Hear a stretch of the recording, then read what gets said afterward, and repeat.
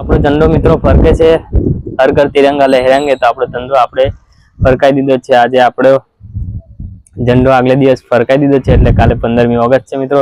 તો આપણે ઝંડો ફરકાઈ દીધો છે, તો તમે તમારા ઘરે ઝંડો ફરકાવજો મિત્રો. હર ઘર તિરંગા લહેરાંગે. જય હિન્દ, વંદે માતરમ, ભારત માતા કી જય. માતાજી મિત્રો, કાલે 15મી ઓગસ્ટ છે અને 15મી ઓગસ્ટ છે એટલે મેં આગલે દિવસ મારા ઘરે ઝંડો ફરકાવી દીધો છે. તમે જોઈ શકો છો મિત્રો, અને આપણો ઝંડો ફરકે છે. તો આપણે કાલે હર ઘર તિરંગા લહેરાएंगे. તો મેં આજથી મારા ઘરે તિરંગો લહેરાવી દીધો છે.